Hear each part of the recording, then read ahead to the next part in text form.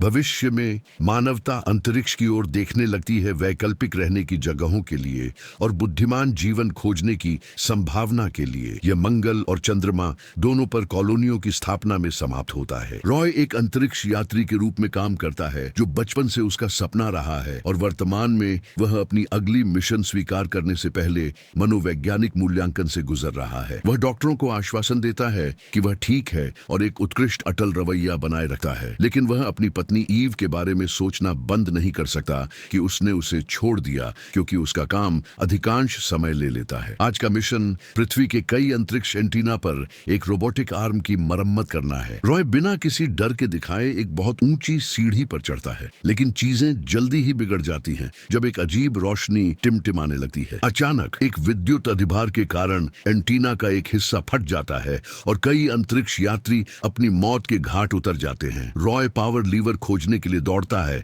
और इसे बंद करने में सफल होता है, लेकिन एक और विस्फोट उसे मारता है और वह भी गिर जाता है। अद्भुत रूप से वह शांत रहता है और जैसे ही वह पृथ्वी की ओर पहुंचता है वह अपना पैराशूट तैनात करता है जिससे उसे सुरक्षित उतरने की अनुमति मिलती है। बाद में घर पर रॉय सोचता है कि इतनी असंभावित जीवित रहने के बाद उसे कुछ महसूस होना चाहिए, लेकिन वह केवल ईव को याद करता है जो कह रही थी कि उसके पास एक आत्म विनाशकारी प्रवृत्ति है। वह समाचार भी देखता है और सीखता है कि विद्युत तूफान दुनिया भर में तबाही मचा रहे हैं। कुछ समय बाद स्पेसकॉम का उच्च कमांड रॉय को एक शीर्ष गुप्त बैठक के लिए बुलाता है क्योंकि वे उसके सबसे खराब स्थितियों में शांत रहने की क्षमता से बहुत प्रभावित हैं और उसके पास कोई परिवार नहीं है जो उसे रोक सके। वे नेपच्यून की स्पेक्ट्रोग्राफिक छवियां दिखाते हैं जो कॉस्मिक किरणों के फटने से भरी हुई हैं जो विद्युत अधिभार का कारण बन रही हैं। वे प्रोजेक्ट लिमा का उल्लेख करते हैं, एक नाम जो रॉय अच्छी तरह जानता है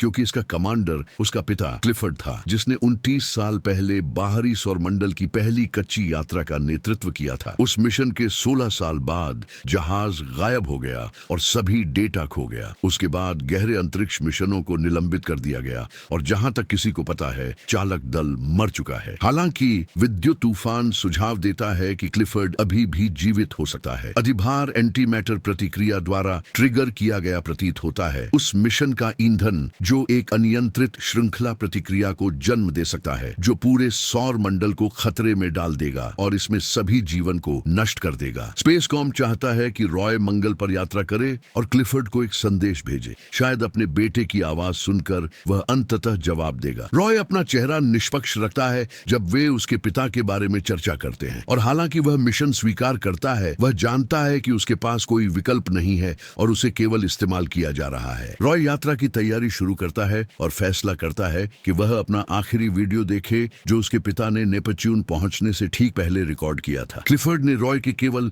16 साल की उम्र में प्रस्थान किया था। उसका संदेश ज्यादातर जीवन खोजने की संभावना के बारे में है, लेकिन वह समाप्त करता है रॉय तुमसे प्यार द्वारा संपर्क किया जाता है, उसके पिता का एक पुराना दोस्त जो मिशन में भी शामिल होगा। पुयत पूछता है कि क्या रॉय भावनात्मक रूप से तैयार है और जब रॉय समझाता है कि वह अभी भी मानता है कि उसके पिता मर चुके हैं, पुयत उसे याद दिलाता है कि उन्हें क्लिफर्ड के उनसे छिपने की संभावना के लिए तैयार रहना चाहिए। लॉन्च से रात पहले रॉय ईव के लिए एक संदेश रिकॉर्ड करने की कोशिश करता है, लेकिन खुद को कुछ कहने के लिए मजबूर नहीं कर पाता, इसीलिए वह इसे रिकॉर्ड नहीं करता। अगले मनोवैज्ञानिक मूल्यांकन में वह स्वीकार करता है कि वह ज्यादा सोया नहीं है, लेकिन फिर भी तैयार महसूस करता है, इसलिए उसकी यात्रा को मंजूरी दी जाती है। क्योंकि मिशन पूरी तरह गुप्त है, रॉय चंद्रमा पर व्यावसायिक रूप से यात्रा करेगा कवर के रूप में, फिर वहां से मंगल के लिए प्रस्थान करेगा। यात्रा बहुत सुगम है, लेकिन सभी यात्रियों को याद दिलाया जाता है कि चंद्रमा पर कोई सीमाएं नहीं हैं और कई खनन क्षेत्र या युद्ध क्षेत्र हैं। कॉलोनी पहुंचने पर रॉय नोट करता है कि यह एक व्यावसायिक मनोरंजन केंद्र बन गया है और सोचता है कि क्लिफर्ड को यह सब नफरत होती। रॉय और पुयत ट्रेन से स्पेसकॉम बेस की ओर जाते हैं। पुयत समझाता है कि वहां कोई भी उनके मिशन के बारे में कुछ नहीं जानता। Launch platform no man's land के पास स्थित है, इसलिए उनके पास सुरक्षा के लिए सशस्त्र गार्ड होंगे। रॉय सोचता है कि पुयत ने आखिरी बार उसके पिता से कब बात की। पुयत स्वीकार करता है कि यह एक बहस के दौरान था। क्लिफर्ड ने उसे एक गद्दार कहा था। पुयत पूछता है कि क्या रॉय चिंतित है। रॉय कहता है कि वह नहीं है क्योंकि वह मानता है कि उसके पिता एक हीरो हैं और स्पेसकॉम द्वारा उसे खलनायक के रूप में चित्रित करने से घृणा करता है। बेस पर रॉय और पुयत को रोवर्स सौंपे जाते हैं और वे सैनिकों से से घिरे हुए प्रस्थान करते हैं। हालांकि एक खुले क्षेत्र में वे समुद्री डाकुओं द्वारा घात लगाई जाती है जो गोलीबारी शुरू कर देते हैं। रॉय के दोनों एस्कॉर्ट्स तुरंत मारे जाते हैं और रॉय का सूट छेद हो जाता है। सौभाग्य से वह जल्दी से इसकी मरम्मत करता है। रोवर ड्राइवर को गोली मार दी जाती है, इसलिए रॉय शव को एक तरफ ढकेल देता है और नियंत्रण ले लेता है। कुछ बेस संरचनाओं के माध्यम से ड्राइव करके कुछ समुद्री डाकुओं को क्रैश करा देता है। फिर वह बाकी समुद्री डाकुओं को गोली मारने की कोशिश करता है, लेकिन वे उसके रोवर को उनके रोवर में टक्कर मार देते हैं, जिससे वह एक गड्ढे में गिर जाता है। रॉय फेंक करता है, नियंत्रण खो दिया है। एक बार समुद्री डाकू चले जाते हैं, वह आगे ड्राइव करता है, अंधेरे में भाग जाता है। बेस कुछ मिसाइलें लॉन्च करता है ताकि समुद्री डाकुओं को वे काफी दूर चले जाएं तो नष्ट कर दे। जब वे अंततः लॉन्च प्लेटफॉर्म पर पहुंचते हैं, पुयत स्वीकार करता है कि हमले के दौरान वह घायल हो गया था और मंगल पर नहीं जा सका। रॉय जानता है कि अपने सुरक्षा जाल को खोने से उसे प्रभावित होना चाहिए, लेकिन वह अपनी भावनाओं को दबाता रहता है। प्रस्थान से पहले पुयत उसे एक यूनिट देता है जिसमें गोपनीय जानकारी है। कबूल करता है कि यह रॉय को गंभीर खतरे में डाल देगी क्योंकि उच्च कमांड उसे विश्वास नहीं करता। रॉय मंगल के लिए रॉकेट पर सवार होता है, जहां वह चालक दल से मिलता है और कैप्टन टैनर से, जो बताते हैं कि उन्होंने आपातकालीन सर्जरी कराई है। यह यात्रा 19 दिनों की होगी और चालक दल में से कोई भी रॉय के वास्तविक मिशन को नहीं जानता। मूड स्टेबलाइजर्स वितरित किए जाते हैं, लेकिन रॉय उन्हें अपनी सूट में छिपा लेता है बजाय लेने के। अकेले होने पर वह पुयत की यूनिट की समीक्षा करता है, जो प्रकट करता है कि स्पेसकॉम ने प्रोजेक्ट लिमा की टीम से एक संकट संकेत प्राप्त किया था, जो इंगित करता है कि क्लिफर्ड ने जानबूझकर सभी बाहरी संचारों को अक्षम कर दिया था। यदि मिशन क्लिफर्ड से संपर्क करने में विफल रहता है तो उन्हें प्रोजेक्ट लिमा और क्लिफर्ड खुद को नष्ट करना चाहिए ताकि अधिभार रोक सके। कुछ समय बाद उन्हें एक स्पेस स्टेशन से संकट संकेत मिलता है और टैनर प्रोटोकॉल के अनुसार मदद करने के लिए बाध्य महसूस करता है। रॉय अपनी खुद की मिशन पर ध्यान केंद्रित करना चाहता है, लेकिन उसके विरोध को अनदेखा कर दिया जाता है क्योंकि सह पायलट बहुत डरा हुआ है। रॉय स्वयं सेवा करता है कि टैनर के साथ स्टेशन पर जाए। वे अधिक जमीन कवर करने के लिए अलग हो जाते हैं। रॉय दीवारों पर कुछ खरोंच के निशान नोटिस करता है। जब वह टैनर से पुनर्मिलन करता है तो उसे तैरते हुए और ऐंठते हुए पाता है एक बबून द्वारा हमला किया गया जो उस पर खा रहा है। जानवर रॉय पर हमला करता है, लेकिन वह स्टन गन से इसे भगा देता है। एक दूसरा बबून दिखाई देता है और टेप से हैच को सील करता है, इससे पहले कि बबून के खिलाफ इसे बंद रखने के लिए लौटे। वह दबाव हैच को सक्रिय करता है, जिससे बबून फट जाते हैं। कुछ पल बाद रॉय टैनर को उनके जहाज पर वापस ले जाता है, लेकिन मेडिक्स कितनी भी कोशिश करे, टैनर जीवित नहीं रहता और उसका शव अंतरिक्ष में फेंक दिया जाता है। बाद में जब हर कोई सो रहा होता है, रॉय एक और मनोवैज्ञानिक मूल्यांकन से गुजरता है और समझाता है कि टैनर बिना किसी भावना दिखाए मर गया। जब कंप्यूटर वॉइस विवरण के लिए पूछता है, रॉय कबूल करता है कि उसने बबून की क्रोध को अपनी अपनी के रूप में पहचाना। उसने हमेशा गुस्सा पाला है क्योंकि उसके पिता ने उसे छोड़ दिया। हालांकि जब वह गुस्से से परे देखता है तो उसे केवल दर्द मिलता है जिसने उसे मानवीय संबंधों से दूर रखा है। सह पायलट कप्तान के कर्तव्यों को संभालता है और रॉय नया सह पायलट बन जाता है। जैसे ही वे अंततः मंगल के पास पहुंचते हैं, उन्हें एक विद्युत अधिभार लगता है और स्वचालित अनुक्रम विफल हो जाता है, इसलिए मैन्युअल रूप से लैंड करना चाहिए। पायलट प्रतिक्रिया करने के लिए बहुत डरा हुआ है, इसलिए रॉय नियंत्रण ले लेता है और खुद जहाज को लैंड करता है। चालक दल एयरसॉफ्ट के रिसर्च स्टेशन पर पहुंचता है, जहां रॉय डायरेक्टर हेलन से मिलता है। वह गुप्त मिशन के बारे में जागरूक नहीं है, इसलिए वह केवल उसे उस इमारत में एस्कॉर्ट करती है जहां अन्य कर्मचारी जिनके पास क्लियरेंस है काम करते हैं। रॉय को एक ठंडा पूर्व लिखित संदेश सौंपा जाता है जो पढ़ने के लिए क्लिफर्ड को आश्वासन देते हुए कि वे मदद करने आए हैं और उन्हें जो भी डेटा है उसकी जरूरत है। दुर्भाग्य से उन्हें कोई प्रतिक्रिया नहीं मिलती और तकनीशियन बाद में फिर से कोशिश करने का फैसला करते हैं। रॉय कुछ समय आराम कक्ष में बिताता है, ये सोचते हुए कि क्या वह वास्तव में अपने पिता को खोजना चाहता है या बस खुद को उनसे मुक्त करना चाहता है। जब दूसरा संदेश भेजने का समय आता है, रॉय स्क्रिप्ट को छोड़ देता है और दिल से बोलता है, बचपन की यादें उल्लेख करते हुए और तथ्य कि वह भी एक अंतरिक्ष यात्री बन गया है, अपने पिता से फिर मिलने की इच्छा व्यक्त करता है। वह संचार गियर के आसपास तकनीशियनों की उत्साह देखता है, जिसका मतलब है कि उन्हें एक प्रतिक्रिया मिली है। लेकिन जब रॉय इसे सुनने के लिए कहता है, उच्च कमांड इनकार करता है और घोषणा करता है कि वह पृथ्वी पर वापस भेजा जाएगा क्योंकि उसका व्यक्तिगत संबंध उसे मिशन के लिए अयोग्य बनाता है। है पृथ्वी पर वापस। वह एक और मनोवैज्ञानिक मूल्यांकन के अधीन होता है, लेकिन उसकी हताशा और गुस्सा अंततः उसे तोड़ देता है, उसके बायो रिदम को बाधित करता है। उसे आराम कक्ष में वापस भेज दिया जाता है। कुछ समय बाद हेलेन रॉय से जवाब लेने के लिए आती है। पहले रॉय रहस्य रखने की कोशिश करता है, लेकिन हेलेन उसका मन बदल देती है, यह समझाकर कि वह मंगल पर पैदा हुई थी और उसके माता पिता प्रोजेक्ट लिमा पर मर गए थे। और हेलेन एक पुराना वीडियो साझा करती है जो उन्होंने प्राप्त किया। क्लिफर्ड वास्तव में जीवित है और पृष्ठभूमि में चीखें सुनाई देती हैं। रिकॉर्डिंग में क्लिफर्ड समझाता है कि उसके चालक दल ने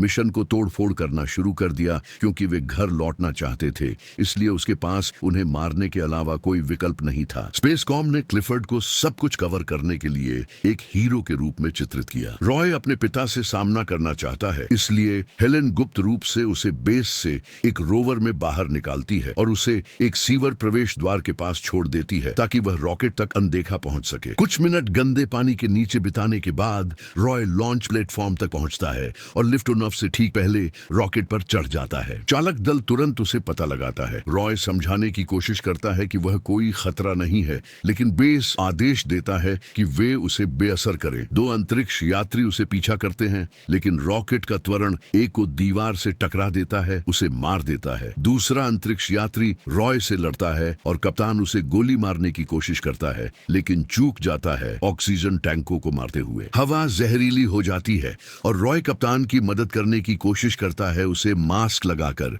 लेकिन बहुत देर हो चुकी है। दोनों अंतरिक्ष यात्री मर जाते हैं, उनके शव रॉकेट से फेंक दिए जाते हैं। रॉय बेस को एक आखिरी संदेश भेजता है, पुष्टि करते हुए कि वह मिशन पूरा करेगा, फिर सभी संचार काट देता है। यात्रा 79 दिनों की होगी, जिसे रॉय को अपनी अपराध बोध के साथ अकेले बिताना होगा। वह एक फीडिंग ट्यूब को सीधे अपने पेट से जोड़ता है और मांसपेशियों को उत्तेजित करने के लिए इलेक्ट्रोड्स को अपने शरीर से। रॉय खुद को व्यस्त रखने की कोशिश करता है, ईव और अपने पिता के बारे में सोचते हुए, लेकिन वह ईव का आखिरी संदेश देखने की गलती करता है। वह कबूल करती है कि उसे लगा कि वह उसे नहीं जानती, क्योंकि वह हमेशा अनुपस्थित रहता था। वह उन वीडियो को भी देखता है जब उसके पिता अभी भी स्वस्थ और आशावादी थे। वे क्लिप्स उसके मूड को गहराई से प्रभावित करती हैं। रॉय अपने बचपन, अपनी माँ, अपने पिता और ईव के सपने देखना जारी रखता है। वह अकेलेपन की कामना किया करता था, लेकिन जहाज पर अकेलापन उसकी समझ को तोड़ रहा है और वह महसूस करता है कि उसने वर्षों में कितने लोगों को निराश किया है और वह कितना स्वार्थी रहा है। जब वह अंततः नेपच्यून के पास पहुंचता है, रॉय पागलपन के कगार पर होता है, लेकिन मिशन पूरा करने के लिए खुद को इकट्ठा करने का प्रबंधन करता है। वह लिमा स्टेशन तक उड़ने के लिए एक शटल लेता है, लेकिन एक और विद्युत अधिभार से टकरा जाता है और शटल खराब हो जाता है। रॉय डॉक करने की कोशिश करता है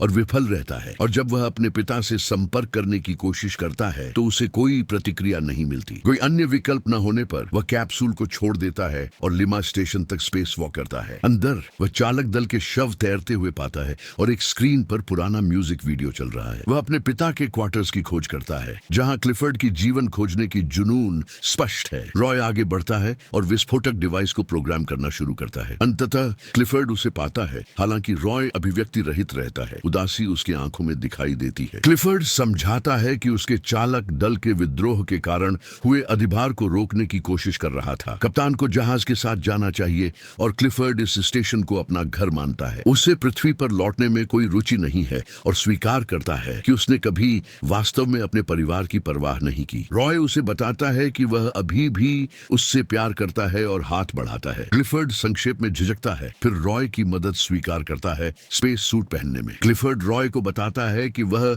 उसके इतनी दूर पहुंचने पर गर्व महसूस करता है और सोचता है कि क्या वे एक बेहतर टीम हो सकते थे, क्योंकि उसका चालक दल पहली परेशानी के संकेत पर मिशन छोड़ दिया था। रॉय कहता है कि यह विफलता नहीं है, क्योंकि अब वे जानते हैं कि उनके पास एक दूसरे हैं। वे बम को 3 घंटे में फटने के लिए सक्रिय करते हैं और स्टेशन छोड़ देते हैं, लेकिन जैसे ही वे बाहर निकलते हैं, क्लिफर्ड खुद को अंतरिक्ष में फेंकने की कोशिश करता है। रॉय टेदर पकड़कर उसे पास रखता है, लेकिन क्लिफर्ड भीख मांगता है कि उसे छोड़ दिया जाए। रॉय उसकी अंतिम इच्छा को पूरा करता है। टेदर अलग हो जाता है और क्लिफर्ड शून्य में बह जाता है। रॉय अंततः खुद को भावनात्मक ब्रेकडाउन की अनुमति देता है। थोड़ी देर तैरता हुआ, सोचता हुआ कि क्या उसे भी हार मान लेनी चाहिए। फिर वह महसूस करता है कि उसके पास एक आखिरी मौका है। अपनी सूट के थ्रस्टर्स का उपयोग करके रॉय लिमा स्टेशन पर लौटता है, एक हैच हटाता है और इसे आने वाले क्षुद्र ग्रहों के खिलाफ ढाल के रूप में उपयोग करता है। वह नेपच्यून नेपच्यून की रिंग्स को पार करता है और रॉकेट की ओर बढ़ता है। वह अपने पिता के आखिरी शब्दों को याद करता है जबकि रिसर्च डेटा अपलोड करता है। क्लिफर्ड ने कहा था कि जीवन खोजने के जुनून में उसने ग्रहों की सतह पर सभी सुंदरता को नजरअंदाज कर दिया। रॉय को रॉकेट की दृष्टि मिलती है और लुढ़कने के बाद हैंडरेल पकड़ लेता है और फिर प्रवेश करता है। पर्याप्त ईंधन बचे होने पर वह स्टेशन के फटने का इंतजार करता है और विस्फोट के शॉक वेव का उपयोग रॉकेट को प्रोपेल करने के लिए करता है। कई दिनों बाद रॉय सुरक्षित रूप से पृथ्वी पर लैंड करता है और तुरंत सैनिकों द्वारा बचाया जाता है, जो बताते हैं कि प्रोजेक्ट लिमा डेटा भी सफलतापूर्वक पहुंच गया है। अपने अगले मनोवैज्ञानिक मूल्यांकन के दौरान रॉय कहता है कि वह अच्छी तरह सो रहा है, अपने आसपास जागरूक है और अब अपने प्रियजनों के प्रति पूरी तरह जागरूक है। इसलिए वह अंततः प्रतिबद्ध होने और ईव के साथ फिर से मिलने के लिए तैयार है ताकि नया जीवन शुरू कर सके। यदि आप दिलचस्प मूवी रिकैप्स चाहते हैं, लाइक, शेयर और सब्सक्राइब करें अधिक मूवी रिकैप्स के लिए।